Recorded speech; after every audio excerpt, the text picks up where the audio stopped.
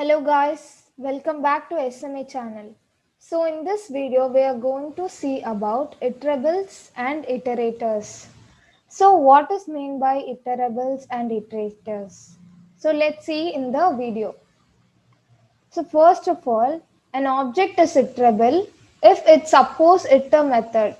So normally in Python, a function is called as method. So you have to say iter method instead of a function. Okay. So an object is iterable if it supposes iter method. So how to check whether something supports iter method or not? So for that, let me define a variable called a, which is a list. In the next classes, we'll see what is meant by list.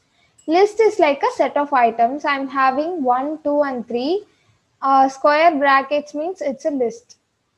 So I'm storing this list in the variable called as a. Okay.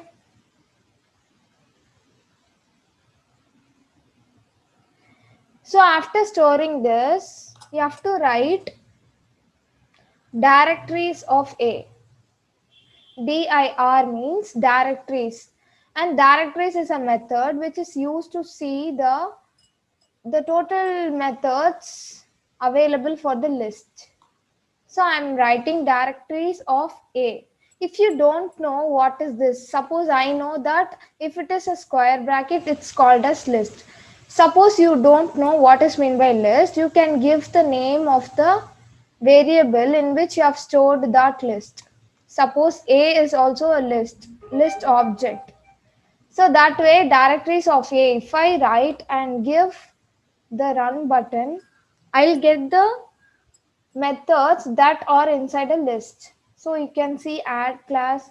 These are called as double underscore. Double underscore means dunder. So we'll not go through it now. We will be doing it later. So if you see, these are all the simple methods like append, clear, copy, then count, extend. In that way, we have methods. So you have to check in this total items whether you have a iter method or not. Can you see? Yes, we have a iter method. So what is meant by an iterable? An object is iterable if it supposes iter method. So now we saw that A has iter method. That is, this object has iter method in this. This is the iter method. So if it has iter method, it is called as iterable. Fine. Then what is meant by iterator? Suppose I'm writing z is equal to iter. I'm calling the iter function, and then inside that I'm giving the argument as a. As a has iter method, I'm just converting it to an iterator. So now a is an iterable because it has iter method in its directories. So what is meant by iterator? Z is called as the iterator. The iterator objects can be passed to next method to fetch the next item. Okay, let's see what happens if I run this one. So nothing happens. So what you can do with the iterator is just be clear with the concept. A is an iterable. Okay, A is an iterable, and if it has iter method, it is called as iterable. The same way, when we apply the iter method to any variable, it will become an iterator. Iterator, okay? So iterators will have next method. So let's see how to use the next method using an iterator.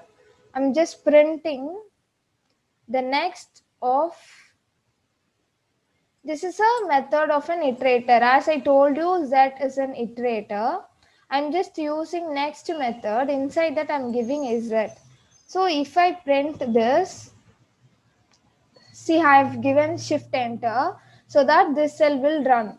After printing, you can see number 1 we got. So this is the first element. If I copy paste this 3 times, we'll get the numbers line by line, like 1, 2, 3. So this is called as iteration. The process of looping over a list is called iteration. That's what iterables and iterators will do. So further, if we go to the topics like for loop and while loop, looping behind is called as iterators. Okay. So in the back end, if any looping happens, all these things, all the loopings will be done through an iterator. This concept will be used there. So how to check whether Z has next method or not? Same way you can print the directories of Z and then you can check it whether it has next method or not. So you have to write a print statement. Print directories of Z. If you give, the directories will be printed, and if you see, we will be having a next method. See, we have a next method. But if you see another one, we have iter also. So what you're coming to know about this? Z is called as an iterator, which has both iter function and the next, iter method and the next method. So we call it as, so what do we say is, all iterables, all iterators. Z is an iterator. So all iterators are iterable. Iterable. Because, why iterable? Because it can have a next iter method. If something has iter method, it is called as an iterable. So an iterator has both next method and iter method. So we call it as all iterators are iterable, but